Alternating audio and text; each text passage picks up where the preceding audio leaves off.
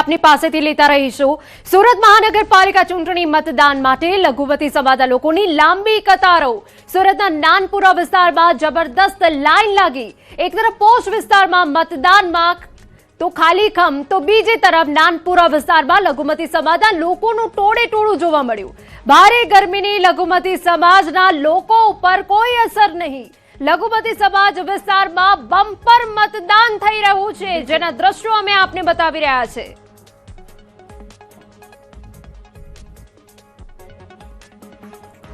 તો રાજ્યભરમાં સ્થાનિક સ્વરાજ ચૂંટણીનું મતદાન ગાંધીનગર કંટ્રોલ રૂમ પરથી ચાંપતી નજર। ચૂંટણી પંચે શરૂ કર્યો છે ખાસ કંટ્રોલ રૂમ। કંટ્રોલ રૂમને 12 વાગ્યા સુધીમાં મળી છે 26 જેટલી ફરિયાદ। રાજ્યભરમાં આચારસંહિતા ભંગ સહિતના મુદ્દે 26 ફરિયાદો મળી છે। મતદાર યાદીમાં નામ ન હોવા અંગે પણ ફરિયાદો મળી છે। રાજ્યભરમાં ઈવીએમ ખોટકાયાની પણ ફરિયાદો મળી રહી છે। તો કંટ્રોલ રૂમ પરથી મતદાન પર ચાંપતી નજર। ચૂંટણી પંચે શરૂ કર્યો છે ખાસ કંટ્રોલ રૂમ અને અત્યાર સુધીમાં ફરિયાદો પણ મળી છે। કંટ્રોલ રૂમને 12 વાગ્યા સુધીમાં 26 જેટલી ફરિયાદો મળી છે, જેમાં આચારસંહિતા ભંગ સહિત અન્ય ફરિયાદો પણ મળી આવી છે। તો ગાંધીનગર કંટ્રોલ રૂમ પર ચાંપતી નજર। ક્યાંક ઈવીએમ ખોટકાયા હોવાની પણ ફરિયાદો મળી રહી છે। કંટ્રોલ રૂમ પર સતત નજર રાખવામાં આવી રહી છે। મતદાન કઈ રીતે થઈ રહ્યું છે, શું સમસ્યાઓ છે, તે તમામ બાબતે ચૂંટણી પંચ દ્વારા ખાસ કંટ્રોલ રૂમ છે તે શરૂ કરવામાં આવ્યો। બિલકુલ, પાલનપુર જઈશું। મૌલિક જોડાયા છે, તેમની પાસેથી વધુ માહિતી લઈએ। મૌલિક, પાલનપુરની જો વાત કરવામાં આવે તો હાલની ત્યાં કેવી પરિસ્થિતિ, કેટલું મતદાન અત્યાર સુધી થયું છે? મૌલિક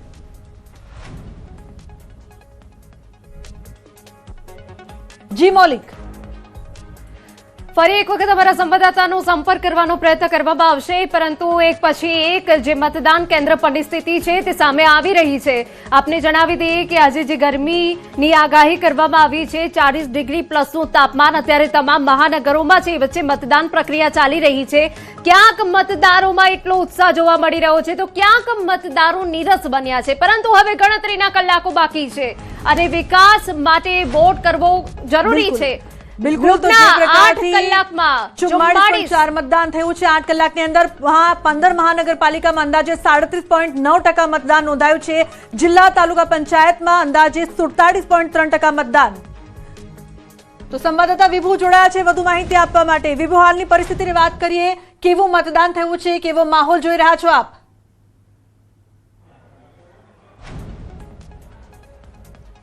લુબના, જે રીતે અમદાવાદ મહાનગરપાલિકાની અત્યારે ચૂંટણી પ્રક્રિયા માટે મતદાન થઈ રહ્યું છે અને આપને દ્રશ્યો પણ બતાવવા માંગીશ કે અત્યારે અમે આંબાવાડી વિસ્તારના સીએન વિદ્યાલય ઉપર આવેલા બૂથ ઉપર છીએ। જો કે અત્યારે નિરસતા જોવા મળી રહી છે, પરંતુ વહેલી સવારે જે માહોલ જોવા મળી રહ્યો હતો કે લાંબી કતારો પણ જોવા મળી હતી કે લોકો મતદાન કરવા માટે આવી રહ્યા હતા।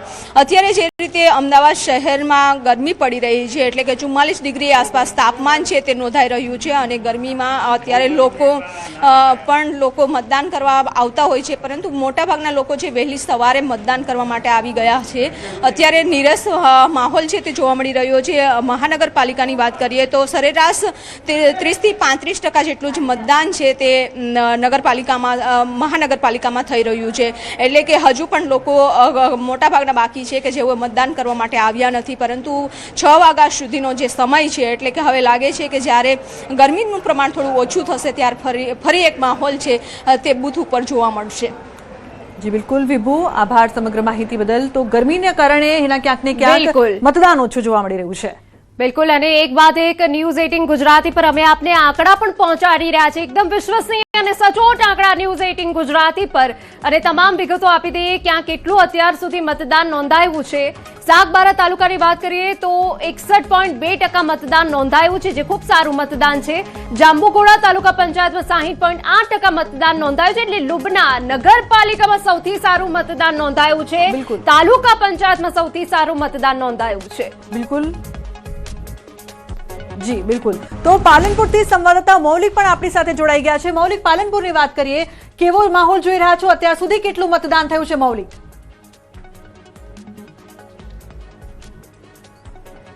લુબના ગઈ વખતની વાત કરીએ તો ગઈ વખતે જ્યારે તાલુકા પંચાયતની આ બેઠકો માટે જે મતદાન થયું હતું તે સરેરાશ 65% આસપાસ મતદાન જે છે તે નોંધાયું હતું, પરંતુ આજે જ્યારે 3 વાગ્યા છે ત્યારે 3 વાગે અંદાજિત મતદાનની વાત કરીએ તો 35% મતદાન જે છે તે આંકવામાં આવી રહ્યું છે। આપ જે આ જગ્યા જોઈ રહ્યા છો તે કાણોદર બેઠક છે તાલુકા પંચાયતની, અને તેમાં ગ્રામ્ય વિસ્તારો જે છે તે આવતા હોય છે, અને તેમાં ક્યાંક ને ક્યાંક હીટવેવની અસર જે છે તે ચોક્કસથી જોવા મળી રહી છે। કારણ એ છે કે અત્યારે હાલ 43 થી 44 ડિગ્રી તાપમાન છે, અને બપોર સુધીમાં જે મતદાન થવાનું હતું તે 35%ની આસપાસ મતદાન જે છે નોંધાઈ રહ્યું છે। અત્યારે હાલ આપ આ દ્રશ્યો જોઈ શકો છો, તમામ બૂથો જે છે તે બૂથો ઉપર નહિવત મતદારો જે છે તે વોટિંગ માટે આવી રહ્યા છે। એકલ દોકલ મતદારો જે છે તે અહીંયા આગળ પહોંચી રહ્યા છે, પરંતુ એવું દ્રશ્યો જોઈ એવું લાગી રહ્યું છે કે કદાચ જો મતદાન મથકો ઉપર સાંજના સમયે જો કદાચ મતદારો પહોંચે તો તેમના માટે સમય વધારવાની સંખ્યા જે છે તે નોબત આવી શકે છે। પરંતુ અત્યારે હાલની પરિસ્થિતિની વાત કરીએ તો હાલ આ જે પ્રત્યક્ષ પરિસ્થિતિ દેખાઈ રહી છે, કાણોદર તાલુકા પંચાયતની બેઠક છે જે પાલનપુર વિસ્તારમાં આવે છે, અને તેની જ અંદર આ પ્રકારની પરિસ્થિતિનો માહોલ જે છે તે જોઈ શકાય છે। ગઈ વખત કરતાં અત્યારે હાલ નીરસ મતદાન ચાલી રહ્યું છે, લોકોમાં જે મતદાન કરવા માટેની ઉત્સુકતા જે છે તે હજી સુધી નથી જોવા મળી રહી, તેના જ કારણે આ પરિણામ છે। અત્યારે 35% અંદાજે મતદાન જે છે તે થયું છે। જી બિલકુલ મૌલિક, આભાર સમગ્ર માહિતી બદલ। બિલકુલ, અને હવે સમાચારમાં વાત અમદાવાદની કરીએ। કુબેરનગર વોર્ડમાં મતદાન દરમિયાન માથાકૂટ થઈ, ભાજપ કોંગ્રેસના કાર્યકર્તાઓ વચ્ચે મારામારી, છૂટા હાથની મારામારી થઈ, બૂથ પર બોગસ મતદાન થતું હોવાનો ભાજપ કાર્યકરોનો આક્ષેપ। બોગસ મતદાન રોકવા જતા કોંગ્રેસ કાર્યકરોએ મારામારી કરી હોવાનો આક્ષેપ થયો। મારામારીમાં ભાજપના કાર્યકરો ઘાયલ થયા હોવાની પણ વિગતો છે। ઇજાગ્રસ્ત કાર્યકરોએ પોલીસ ફરિયાદ નોંધાવી। કુબેરનગરના વીવી તોમર સ્કૂલમાં મારામારીની ઘટના બની, જેના દ્રશ્યો અમે આપની ટીવી સ્ક્રીન પર બતાવી રહ્યા છે। ભાજપ કોંગ્રેસના ઉમેદવારો આમને સામને આવી ગયા। પોલીસે તમામ કાર્યકર્તાઓને બૂથ મથકથી હટાવ્યા, તે બાદ મામલો શાંત પડ્યો। કુબેરનગર વોર્ડની અંદર મતદાન પ્રક્રિયા દરમિયાન જે વીવી તોમર સ્કૂલ છે, હાઈસ્કૂલ છે, ત્યાં એ સમય દરમિયાન ભારતીય જનતા પાર્ટી અને કોંગ્રેસના કાર્યકર્તાઓ આમને સામે આવ્યા હતા અને મારામારી જેવી ઘટનાઓ બની હતી। છૂટાહાથની માર જોડાયા છે ભારતીય જનતા પાર્ટીના કાર્યકર્તા, જેઓ ઇજાગ્રસ્ત થયા છે।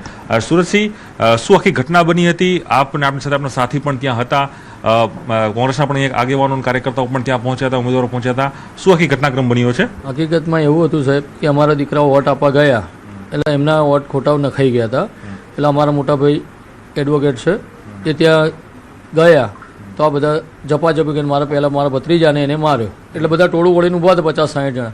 સીધો ગયો, મને ખેંચીને લાતન ગુસ્સેને બધું મારવા માંડ્યા। ફરિયાદની પણ તેઓ નોંધવા માટે તજવીજ અહીં હાથ ધરી છે, પણ ચોક્કસ અમદાવાદ શહેરના જે કુબેરનગર વોર્ડ છે તેની અંદર જે કાર્યકર્તાઓ, ભારતીય જનતા પાર્ટીના કાર્યકર્તાઓ આમને સામને જોવા મળી રહ્યા હતા। બીજા બે માણસો બેઠા છે। કેમેરામેન અમિત શર્મા સાથે પ્રણવ પટેલ, ન્યૂઝ 18 અમદાવાદ।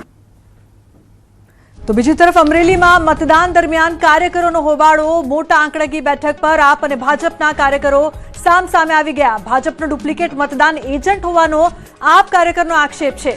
આપના કાર્યકર હાર્દિક વઘાસણિયાએ સોશિયલ મીડિયા પર લાઈવ કરીને આક્ષેપો કર્યા છે। આપ અને ભાજપના કાર્યકર્તાઓ વચ્ચે ટપલી દાવ થયાની માહિતી છે। પોલીસે મામલો થાળે પાડ્યા બાદ શાંતિપૂર્ણ માહોલમાં મતદાન યથાવત છે।